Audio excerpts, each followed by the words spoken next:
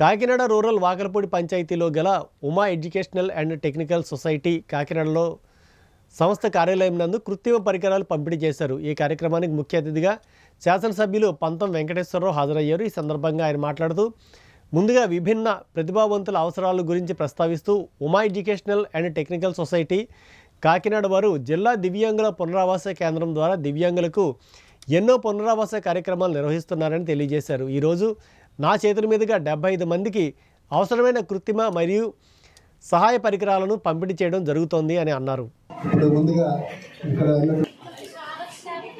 ఇప్పుడు మేము కొంతమంది 350 మందికి ఇళ్ళకి చేస్తున్నాం సార్. సర్వీస్ వాళ్ళకు స్పెషల్ ఎడ్యుకేటర్ ఉంటారు. బాబును మూవ్ చేస్తామని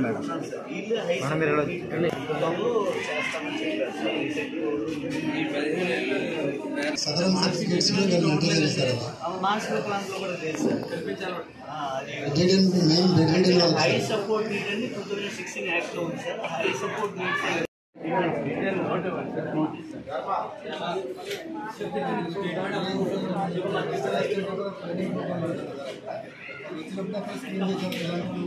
పోయేసేటప్పుడు ఈ 21 రకాల విజిబిలిటీ ఉన్నారు సార్. అవి వాళ్ళు కొంతమందికి ఐడియా లేకపోతే జనరల్ ఇట్లా సరే సార్ ఓకే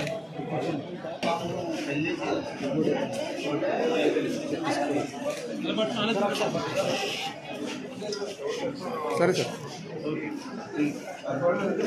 చాలా సరిపోతుంది మనకు.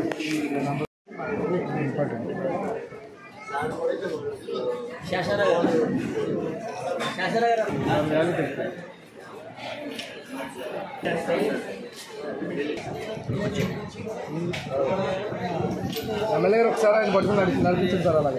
అలాగే అడ్వాల్ డాక్టర్ ప్రసాద్ గారికి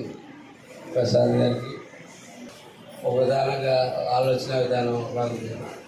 ఇప్పుడు ఆలోచన విధానం ఒక కంపెనీస్ అయితే ఏంటి, ఒక పెద్దలైతే రెడీగా చూడండి. ఈయన ఎప్పుడో కృష్ణరాజు గారు ఎంపీగా ఉన్నప్పుడు చేసిన తర్వాత ప్రభుత్వాలు ఎంతవరకు ఏంటి సహకరించేది నాకైతే తెలియదు. ఈ కేంద్రాన్ని ఇంకా నడుపుకుంటూ వస్తూ ఉన్నాడంటే ఆయన ఆలోచన విధానం పెద్ద ఎత్తున ఎంతమందికి ఇచ్చాము, 550 మందికి విడికిడి పరికరాలు కానీ ఇతర పరికరాలు కానీ అన్నీ కూడా కూడా ఇవ్వడం జరిగింది. ఇవాళ 75 మందికి ట్రైసైకిల్స్ అయితే వీల్ చైర్స్ అయితే ఆర్టిఫిషియల్ ల్యాంప్స్ అయితే ఇక్కడ తయారు చేస్తూ ఉన్నారు. విడికిడి యంత్రాలు అయితే ఇటువంటివన్నీ కూడా పంపిణీ చేస్తూ ఉన్నారు. ఇవాళ ఒక మంచి హృదయంతో ఆయన చేస్తున్నటువంటి కార్యక్రమానికి మనందరూ కూడా ఇటువంటి సంస్థలకి చేయూతను ఇవ్వాలని ఖచ్చితంగా మనకు ఎక్కడ అవకాశం వచ్చినా సరే ఖచ్చితంగా ప్రతి నిమిషం నేనైతే రెడ్డి మాటిస్తూ ఉన్నాను. ముందు మీరు చేసే కార్యక్రమాల్లో నేను భాగస్వామ్యం అవుతానని చెప్తా ఉన్నాను. మా కూటమి తరఫున మీకు హామీ ఇవ్వడం జరుగుతూ ఉంది. తప్పకుండా మేము భాగస్వాములు అవుతాం. అలాగే త్వరలో వీళ్ళందరినీ ఐడెంటిఫై చేసే విధానం, తీసుకొచ్చిన విధానం ఇదంతా ఒక ప్రక్రియ. దీనికి ఇది ఇవాళ తీసుకోవడంతో అయిపోదు. దీని తర్వాత ఒక సర్వీస్ ఉంటుంది. దీనికి ఆ సర్వీస్ కూడా చేయడంలో ఈయన పేరు పొందారు. ఎందుకంటే చాలామంది చెప్తూ ఉంటుంటారు ఈ కృత్రిమ అవయవాలు తీసుకెళ్ళాడు, తర్వాత అడ్జస్ట్మెంట్లు చేయడాలు ఇవన్నీ కూడా అందుబాటులో ఉన్నారు. చాలా బాగా చేస్తున్నారని చెప్తా ఉన్నారు. సార్ మీకు ధన్యవాదాలు.